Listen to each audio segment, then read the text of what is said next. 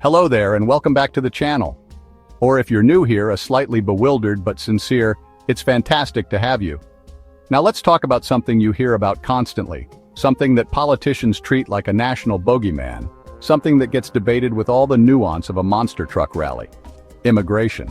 Specifically, undocumented immigration. It's a topic so drenched in overheated rhetoric, you could probably use it to poach an egg. So we thought, why not turn down the temperature and actually look at the facts? Today, we're going to do just that. We're diving headfirst into the data to answer a seemingly simple question. Where are most undocumented immigrants in the United States actually coming from? The answer, as you'll see, is a lot more complex and, frankly, a lot more interesting than just over the border. This isn't about opinions or feelings. This is about numbers, sourced from the most recent, reliable data we could get our hands on from places like the Department of Homeland Security and Customs and Border Protection. Forget the screaming cable news pundits for a bit. So buckle up. We're about to embark on a data-backed, continent-spanning journey to understand the real stories behind the headlines.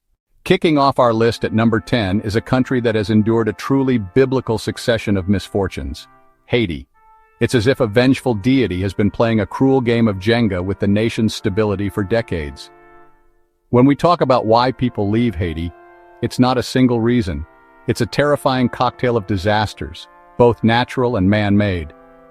The 2010 earthquake, a cataclysm that claimed hundreds of thousands of lives and shattered the country's infrastructure, is still a gaping wound. So when you see Haitian migrants arriving in the U.S., often after an incredibly perilous journey through South and Central America, they are not coming for a casual change of scenery. They are fleeing a state that has fundamentally failed. Next up, at number 9, we have Ecuador. Now, for a long time, Ecuador was seen as a relative island of stability in a turbulent region. It was a place people fled to, not from, particularly Colombians escaping their own civil conflict. But oh, how things have changed. In recent years, Ecuador has seen a dramatic and horrifying surge in violence, largely driven by the insidious creep of international drug trafficking cartels. The country's strategic location, nestled between the cocaine-producing giants of Colombia and Peru, has made its ports incredibly valuable prizes. So the increasing number of Ecuadorians appearing at the U.S. border is a relatively new phenomenon, but it's a direct consequence of this rapid, terrifying decline. They are trading the certainty of violence and economic stagnation at home for the uncertain possibility of safety and a job abroad. Coming in at number 8 is Colombia, a country with a long and complicated history with migration, both inward and outward.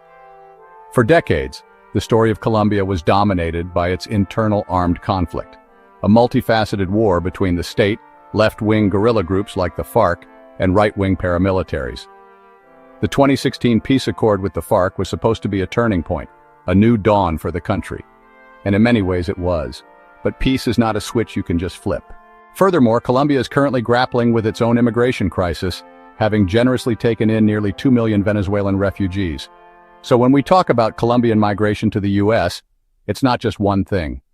It's a mix of people fleeing lingering violence from the ghost of the Civil War, others seeking economic opportunities that are scarce at home, and some who are simply caught in the middle of a region in flux. Our 7th country on this list is Nicaragua, and honestly, the story here is depressingly simple and brutally political. The primary driver of migration from Nicaragua is one man, Daniel Ortega, and his increasingly authoritarian regime. The turning point was in 2018 when massive street protests erupted against his government. The response was not dialogue or reform, it was bullets. State forces and allied paramilitaries brutally crushed the demonstrations, killing hundreds, injuring thousands, and arresting countless more. So the massive exodus of Nicaraguans is a direct flight from political persecution. They are not just economic migrants. They are, in many cases, political refugees fleeing a dictatorship. At number 6, we find a country that might surprise some people: Brazil. Brazil is a regional superpower, the largest economy in Latin America. It's not a place you typically associate with the kind of mass exodus we see from, say, Central America. And yet, the number of Brazilians encountered at the U.S. border has surged in recent years. The answer is a complex mix of economic turmoil, political polarization, and the lingering effects of the pandemic. The COVID-19 pandemic hit Brazil exceptionally hard, both in terms of public health and economic fallout, pushing millions into poverty. Unlike many of the other groups on this list, Brazilians migrating to the U.S. are often not fleeing for their lives in the same way. They are often from the middle class, selling everything they own, cars, homes, to finance the journey, which they see as an investment in a more stable and prosperous future. Cracking our top 5 is Venezuela, a country whose name has become synonymous with collapse. This is perhaps the most dramatic and recent migration crisis in the Western Hemisphere. We're talking about the largest exodus in the region's recent history, with over 7 million Venezuelans fleeing their country in the last decade. To put that in perspective, that's nearly a quarter of the entire population. It's a demographic catastrophe driven by a complete and utter implosion of the state. The result has been a humanitarian disaster. The healthcare system has completely collapsed. Hospitals lack basic supplies like soap and antibiotics, let alone functioning equipment. People are dying from easily treatable diseases. Food is scarce and unaffordable, leading to widespread malnutrition, especially among children. So, when you see Venezuelans arriving at the U.S. border, often looking gaunt and exhausted after a horrifying journey that includes crossing the infamous Darien Gap jungle, you are looking at survivors. They are fleeing a failed state in the most literal sense of the term.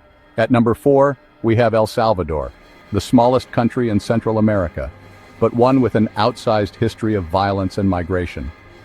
For decades, the story of El Salvador has been inextricably linked to two powerful and ruthless street gangs, MS-13 and Barrio 18. These gangs, ironically born in the prisons of Los Angeles among Salvadoran immigrants who had fled the country's civil war in the 1980s, were exported back to El Salvador through U.S. deportation policies in the 1990s. For years, these gangs held the country hostage.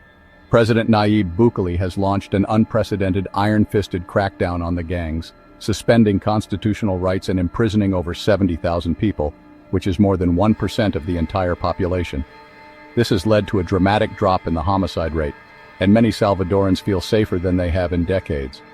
While the security situation has changed, the migration continues. Because the economic drivers are still there, poverty and lack of opportunity haven't vanished. El Salvador's story is a powerful reminder that even when one problem is addressed, the deep-seated reasons for migration can take a generation to heal. Entering our top 3 is Honduras, a country that seems to be caught in a perfect storm of push factors. If you were to design a country in a lab to produce mass emigration, it would look a lot like modern Honduras. It combines the gang violence of El Salvador, the political instability of Nicaragua, and layers on top of that extreme poverty and a devastating vulnerability to climate change. It's a trifecta of misery that leaves its citizens with desperately few good options. In 2020, 2 catastrophic Category 4 hurricanes, Eta and Iota, hit the country back-to-back within 2 weeks. They destroyed homes, wiped out entire harvests of staple crops like corn and beans, and ruined infrastructure. For many rural farmers who were already living on the edge, it was the final straw. When your home is gone and your farm is under 3 feet of mud, the decision to leave isn't much of a decision at all. Our runner-up, at number 2 on the list, is Guatemala. Guatemala is a country of breathtaking beauty, rich indigenous culture, and profound, deeply entrenched inequality. In many ways, it's a tale of 2 countries. There is the Guatemala of the wealthy, connected elite in the capital city, and then there is the Guatemala of the impoverished, rural, and largely indigenous population who have been systematically excluded and marginalized for centuries. The vast majority of migrants come from the second Guatemala. On top of this historical neglect, you have chronic food insecurity. Guatemala has one of the highest rates of chronic child malnutrition in the world. In some indigenous communities, nearly 70% of children are stunted due to a lack of adequate food. This is exacerbated by climate change, as prolonged droughts and unpredictable rains are making it harder and harder for subsistence farmers to grow the corn and beans they rely on to survive. They are, quite literally, starving. And it's the country that probably everyone expected, but for reasons that are far more complicated than you think: Mexico. For decades, Mexico has been the largest source of migration, both legal and illegal, to the United States. But the nature of Mexican migration has changed dramatically over time. For much of the late 20th century, migration from Mexico was primarily economic and circular. However, after 9/11, Increased border security made that circular journey much more difficult and dangerous. In recent years, however, a new and darker driver of Mexican migration has emerged: violence. The war between the government and powerful drug cartels has turned vast swaths of the country into conflict zones. Cartels like the Sinaloa cartel and the Jalisco New Generation cartel don't just traffic drugs, they are sophisticated criminal enterprises. So today, when we talk about Mexican migration, we are talking about multiple phenomena at once. Yes, there are still people coming for economic opportunity, seeking to escape poverty, but increasingly there are also people fleeing for their lives. Mexico is no longer just a country people are leaving for a better life. For many, it's a country they're leaving to have a life at all. So there you have it. From the collapsing state of Haiti to the cartel-fueled violence in Mexico, the reasons people undertake the perilous journey to the United States are as diverse as the countries they come from. What we've seen today is that this isn't a simple story with a simple villain. It's a complex tapestry woven from threads of political failure, economic despair, endemic violence, and even the changing climate of our planet. The one common denominator is a profound loss of hope in one's home country, a sense that the future there is a dead end. This journey through the data reveals that behind every statistic is a human story, a gut-wrenching decision made by a parent, a child, a farmer, or a student. These are not abstract numbers, they are people making a rational choice in the face of irrational circumstances. Understanding these root causes is the first and perhaps most crucial step towards having a more honest and productive conversation about immigration. What are your thoughts?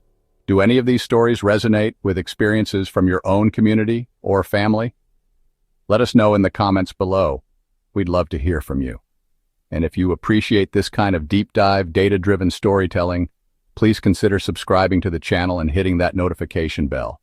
It helps us continue to make videos like this one. Thank you so much for watching. We'll see you next time.